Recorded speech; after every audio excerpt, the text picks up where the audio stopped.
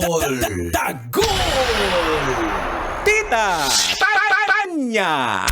Chinita! Sino? Ako?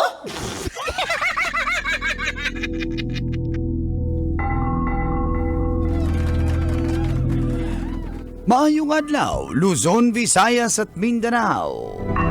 Welcome sa isa na namang edisyon ng Sino? Ako?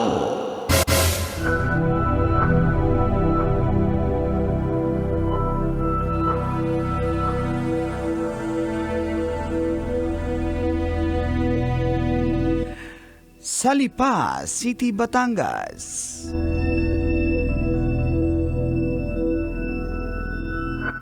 Anim na grade 12 students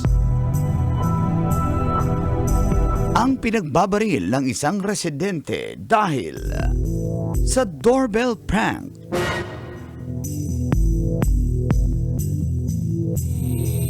Ayon pa sa report, may susunduin lang umanong kaklase pasado alas 2 ng madaling araw ang nasabing mga grade 12 students sakay ng kotse. Pero bago pa sila makaalis ay napagtripan nilang i-doorbell ang isang bahay. At nung papaalis na sakay ng kotse, hinabol na sila ng nasabing residente at pinagbabaril. Iumano'y napikon ang nasabing residente at nabulabog dahil madaling araw na. Tinamaan ang kotseng sinakyan ng mga grade 12 students. At dahil doon, agad silang dumiretso sa police station. Sa follow-up operation, nadakip ang nasabing suspect at katwiran niya ay nag-self-defense lang daw siya. Subalit, sasampahan pa rin siya ng kasong frustrated murder. Paalala ng mga kapulisan, huwag tularan at mag-ingat sa paggawa ng prank. Baka ika'y mapahamak. Sino? Ako? Kailangan pa bang i-memorize yan? Shit! Kaya nga, piliin ang prank. Tingin ko kaya din nagpa-prank ng mga extreme para mapansin talaga. Ito mo, napansin. Kaso, bawal. Pero muntik ka ng... Oo. Muntik ka namang mamatay dahil buti nga walang natamaan. Tinamaan yung kotse. Pero buti na lang walang natamaan dun sa mga Kasi siguro yung mga pasahero. prank ngayon hindi na umapatok yung buntis, ano pa ba, yung brake na. So, yung prank nila, Pero di ba dati nung kabataan, doorbell. yung mga doorbell, ano naman na yan eh. Naging basic prank naman yan sa mga bahay. Tatakbo ka, tas yung ido-doorbell ng mga bata, tas tatakbo sila. Nainis din naman yung may-ari ng bahay. Kasi yung Dati lang strong yung pamigil ng mga tao dati na wag patulan, bata yan eh. At saka ano naman siya, minsan, kadalasan daytime nangyayari. Yun, madaling araw eh. So, syempre, akala mo kung sino nagising ka. Ikaw ba kung may, ka ba, may... Wala namang mga doorbell doon sa amin. Wala. Wala. Kasi, Sa bahay nainis ako. ayoko din mag-doorbell. Pala volunteer, di naman tinatanong eh. Kaya hindi kayo nagtanong guys. Doon sa mansion ko, 3 yung doorbell ko, 3. Nainis ako eh. Maraming naglalaro doon. Ibig sabihin, 3 lang yung pinto mo. Ha? 3 lang yung Hindi, pinto mo. doon sa isang pinto, 3 yung doorbell. Binabago niya parang. Ginagawa nilang piano yung doorbell ko, kaya nainis ako sa mga bata. Ako lang yun. Ay, ikaw ba yun? Kaya ginawa ko, nilabas ko na lang yung piano ko. Doon na lang sila mag-doorbell sa piano ko. Ay, kakainis Ako yun. ayoko ng doorbell. Bakit? Kasi, para yung privacy ba? Aha. Lalo kasi lagi may parcel sa araw-araw at sa mayat maya di tutunog. Sa halip na nakakanap ka, nakakaidlip ka, doorbell ng doorbell. Kaya tawag na lang. Tao po. Diba? Mas Ay, hindi ka soft ba siya. nagigising pag may nagtatao po? Okay Hindi, na medyo sa'yo? malayo yung kwarto dun sa gate So okay Hindi lang. mo maririnig. Kasi pag doorbell, Pag doorbell, buong bahay kasi yung anong tinga? Okay, maniwala na sana ako guys.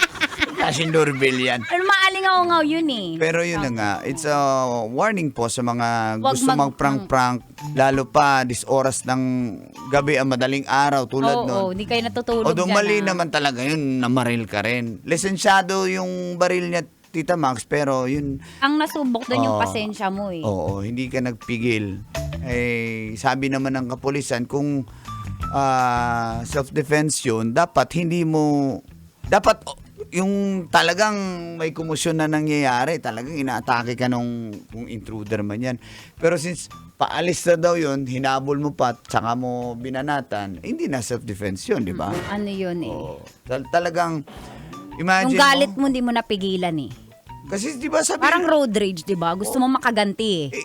oo, ikaw ba naman magising, di ba? Minsan Oo, mainit diba? ulo mo pag Oo. nagigising ka. Ako rin!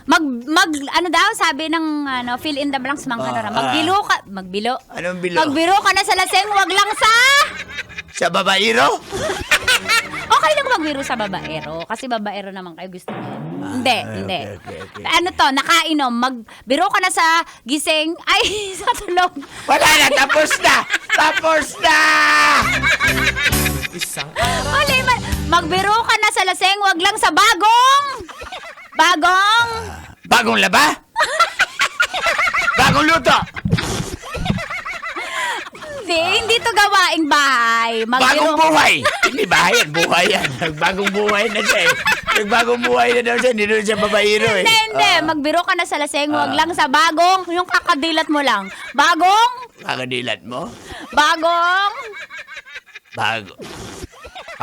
Bagong Bembang.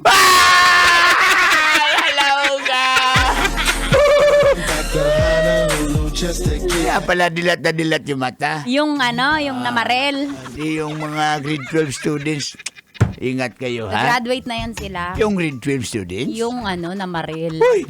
Gunman pala? Yung namarel. Yung students? Ano yun? Pusa? Yung doorbell. Doorbell pala yun. Eh, parang nyaw-nyaw eh. Nag-nyaw-nyaw eh. Yung pusa. Yung doorbell. Ay, magandang idea yan. Pag nagbibili tayong doorbell, Ano nangyari sa dila ko, doorbell? Wala nang practice. Oy, shoutout muna kay Ma'am Fe Gutierrez. Ma'am Fe. Ng, Vicks and Paws Poultry Shop. Kapak, Sabalo, South Caloocan. Ma'am Fe Gutierrez, good morning sa iyo dyan. Kay Pres Corazon Castro, sabi ni happy birthday po from Alfred Barcelino, Jello Basmayor ng Master J Aluminum and Glass. Ay mo yan. Salamat po. Hanggang alas 7 po tayo kabisyo sa 90.7 Love Radio. Kailangan pa bang i-memorize yan? Base?